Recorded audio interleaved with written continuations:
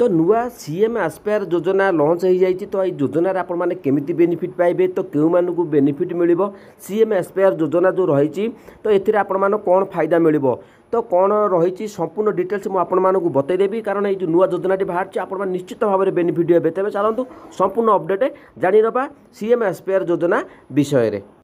तो ये मोहन चरण माझी जी अच्छा आम सीएम ताकर ट्विटर अकाउंट तो देखो विश्व युव दक्षता दिवस अवसर आज भुवनेश्वर स्थित विश्व दक्षता केन्द्र ठारे राज्यर प्रथम कौशल भवन ओडिशार युवपीढ़ी उद्देश्य लोकार्पण होगा सह कौशल रथ शुभारंभ करा जायछि। तो संपूर्ण खबर मुझे अपडेट देदेवी ये योजनाटी कौन तो निश्चित भाव में शेष पर्यटन देखूँ अत्याधुनिक तालीम द्वारा से कुशल और स्वावलंबी और आत्मनिर्भर करने समस्त आवश्यक पदक्षेप आम सरकार ग्रहण करोडिशार जो युववर्ग रहिले युववर्ग मध्य थिबा उत्साह और सामर्थ्य ही ओडिशा तथा भारत को समृद्ध करिवारे सहायक हब। तो निश्चित भाव में जो योजनाटी बाहर तो ये युवपीढ़ी मान को निश्चित भाव में बहुत सहायक हब। तो कौशल भवन गोटे ओडिशार युवपीढ़ी उद्देश्य लोकार्पण होगा सह कौशल रथर शुभारंभ करा जायछि। तो संपूर्ण डिटेल्स आपण मानक मु बतई दूची। तो ये देखिपे ये हूँ कौशल रथ आपण देखिपे कौशल भवन तो ये आपण मैंने डिटेल्स देखिए जदि ट्विटर अकाउंट थी आपण तो आपण डिटेल्स जानीपर कि संपूर्ण खबर मुझे बतई दूची। दक्ष ओडिशा विकसित ओडिशा तो ये युववर्ग मैंने सामिल होती तो कौन रही संपूर्ण अपडेट मुझे बतई दूँ तो आपने निश्चित भाव में बुझीपारे। तो ये देखिपे दक्षता विकास पर रोड मैप प्रस्तुत होती मुख्यमंत्री तो निश्चित भाव में जो सीएम आस्पायर योजनाटी अच्छी तो योजना विषय आपने संपूर्ण सब कही जो योजना आसूची नुआ स्कीम आसूची से योजन आपने संपूर्ण अपडेट जानू तापर आपण निश्चित भाव में योजन बेनिफिट पाइबापी बहुत सहज हम। तेज चलते संपूर्ण डिटेल्स मुझे बतई दूची।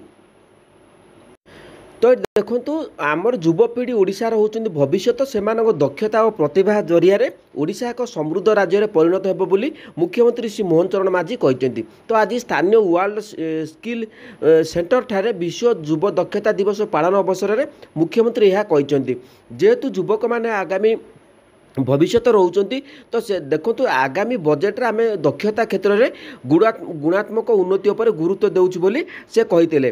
तेबे आपण मैंने डिटेल्स देखूँ तो सेहीपरि दक्षता और गुणवत्ता हासिल कर युववर्ग को निजुक्ति योग्य करने मुख्यमंत्री सीएम आस्पायर योजना घोषणा करते से कहते युवक युवती मैंने निजुक्ति योग्य करने दक्षतार गुणवत्ता हासिल खूब शीघ्र खूब गुरुत्वपूर्ण तेणु शिल्पगुड़िकर आवश्यकता अनुसार उन्नत मानर दक्षता हासिल करेंगे बोली से कहते।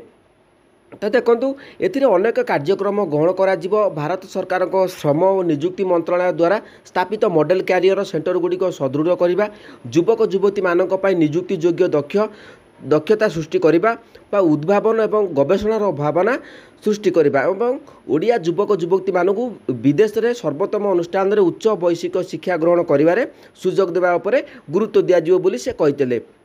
तो भित्तिभूमि क्षेत्र में पुंजीनिवेश बढ़ुथिबार दक्ष मानव संबलर चाहिदा द्रुत गति में वृद्धि पाउछि आगामी दिन में यार आवश्यकता आहरी अनुभूत हेब। तो देखंतु कहवा गले जेहेतु ये जो स्किल देखो ये आप देखिपे बर्तमान 10टी विश्वकर्मा केन्द्र स्थापन करेंगे बोली मुख्यमंत्री कहीदे।